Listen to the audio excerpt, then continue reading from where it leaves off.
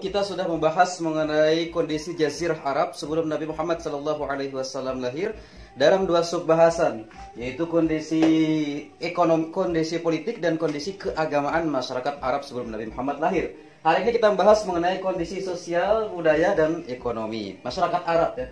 Yang pertama, kondisi sosial. Secara sosial masyarakat Arab itu bersuku-suku, bani. Oleh karena mereka bersuku-suku, berbani-bani, berkabilah-kabilah, maka mereka seringkali bersifat fanatisme, asabiyah kalau bahasa Arabnya, dengan sukunya. Karena sifat fanatisme itu dengan sukunya, maka seringkali terjadi perang antar suku, perang antar bani, perang antar kabilah. Dalam bahasa Arab banyak istilah untuk menyebutkan kabilah itu, ya. Ada sya'bun, syu'ub jamaknya, yaitu bangsa. Di Al-Quran disebutkan وَجَعَلْنَاكُمْ شُعُوبًا وَقَبَائِلَ لِتَعَارَفُوا. Kami menjadikanmu berbangsa-bangsa, bersuku-suku untuk saling mengenal, saling berta'aruf, saling berinteraksi, saling berinteraksi, saling bertemu, berkumpul, berkenalan, berintegrasi juga. Jadi sya'bun itu artinya bangsa, seperti bangsa, kalau di kita mungkin nama etnis, nama Melayu, bangsa Indonesia, bangsa Malaysia, bangsa Cina dan sebagainya, mungkin itu bahasanya sya'bun. Kemudian ada istilah qabilah. Qabilah ini suku, istilahnya suku Banjar, suku Dayak, Madura, Jawa, mungkin disebut dengan nama qabilah. Ada lagi al-imarah, itu keturunan bani-bani. Di Arab ini ada bani. Kalau di kita paling sampai pada suku Banjar, suku Jawa, Madura, tapi tidak ada bani di kita. Nah, kalau di Arab itu banyak bani. Mulai dari ada Bani Hashim, Bani Abdul Manaf, Bani Amir, dan bani-bani yang lain. Bani Adi, itu namanya bani. Nah, di Arab mereka fanatis dengan baninya masing-masing. Maka seringkali terjadi perang antar bani. Kalau disinggung satu, maka terjadilah pertumpahan darah antar bani. Mereka biasa bersuku-suku. Kemudian yang kedua, seringkali terjadi perbudakan, berkasta. Tapi tidak seperti ada kasta yang ada di Buddha atau Hindu di India, tapi mereka ada perbudakan. Memang di mana-mana waktu itu perbudakan ramai. Perbudakan itu terjadi karena perang. Tawanan perang dijadikan budak. Anaknya budak menjadi budak. Nah, itu dulu.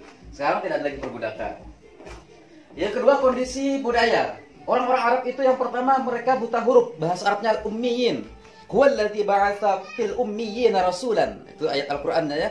Dialah Allah yang mengutus kepada masyarakat yang ummi seorang rasul, itu Nabi Muhammad SAW. Bahasa al-ummiyin artinya orang yang tidak bisa baca, tidak bisa tulis, atau budaya mereka memang tidak budaya membaca, tidak budaya menulis.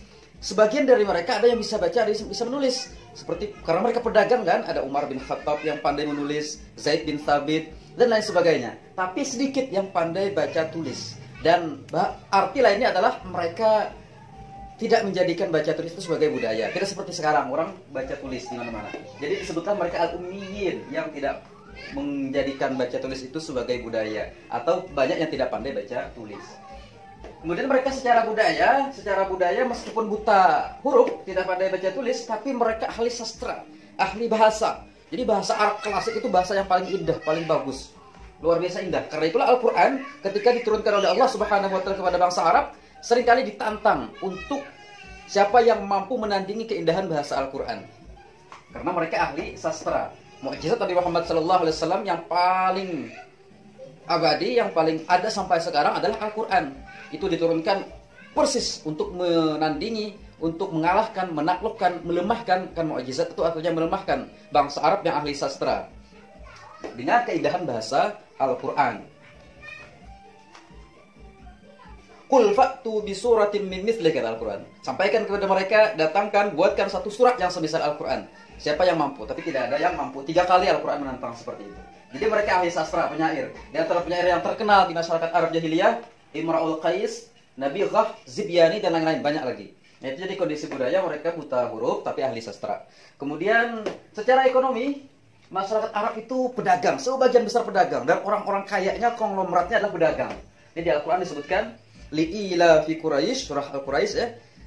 Karena kebiasaan orang-orang Quraisy, ila fihim rihlatash shita was-shaid, kebiasaan mereka melakukan safar berdagang pada musim dingin, musim panas. Musim dingin mereka berangkat ke Yaman, musim panas mereka berangkat ke Sam untuk berdagang. Itu yang paling banyak pedagang. Dan ini yang kaya-kaya. Istri Nabi Khadijah pedagang, kemudian Abu Lahab pedagang. Karena itulah disebutkan satu surah dalam Al-Quran tentang kebiasaan orang Quraisy, yaitu mereka berdagang. Li'ila fi Quraisy, kebiasaan orang Quraisy sebagian besar adalah pedagang. Quraisy itu nama kakek Nabi, gelar Qusay, nama aslinya adalah Qusay, kakek Nabi, ya. arti Qusay, arti Quraisy itu orang yang tampan, gagah, bungas bahasa kitanya. Aslinya Qusay, kemudian diberi gelar Quraisy karena dia gagah, tampan, bungas. Yang kedua peternak, kambing, sapi, onta, itu banyak yang menjadi peternak. Tapi yang menggembalakan budak-budak biasanya. Petani, ini sedikit. Nah itulah secara ekonomi masyarakat Arab sebagian besar pedagang, sisanya peternak dan petani.